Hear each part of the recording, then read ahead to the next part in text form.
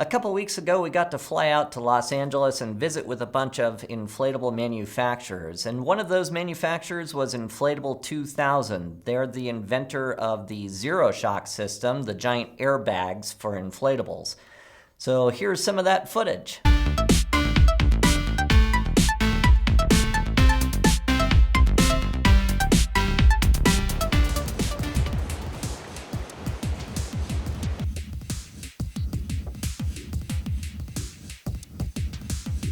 One of the things as a past rental operator that scared me in the ASTM standards, not because I don't think it's a good idea, but because of the practicality, is the mats that are required to go around the entry and exit points.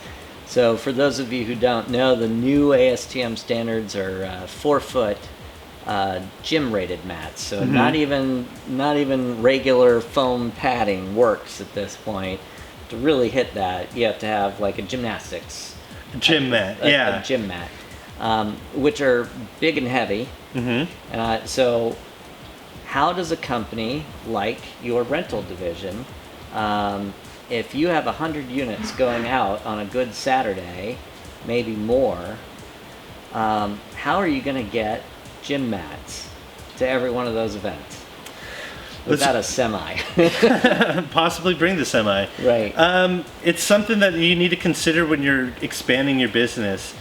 That conversation, there was a handful of conversations inside the development of the standard that a lot of people didn't get hung up on, but that was a longer part of the discussion. Gym mats was one of them, and for the exact reason that you were discussing. If we had all of these, 100 units going out in the same day, what do we got to do with these mats? And it got to the point where we were seeing, we get people from the government, and we had people from the Canadian safety standards group. We've had people from the U.S. government come in, right, and they provide for us these data charts. Even the and big things. Theme parks were involved. They were even, standard, right? Disney like and Disney, Universal. And, people pop into these things all the time. So we were given these injury reports, and a lot of the injuries were occurring when there was a child or participant on the steps. And they were saying, well, if this is going to be there and it's known to cause the injuries in this area, then there should be something. If you could do something, we should do something. So it was a hurdle to go through and try to make the wording in such a way that it's not. They didn't want to put upon the industry, the rental departments, but they did know that things had to be done, and this was one of them.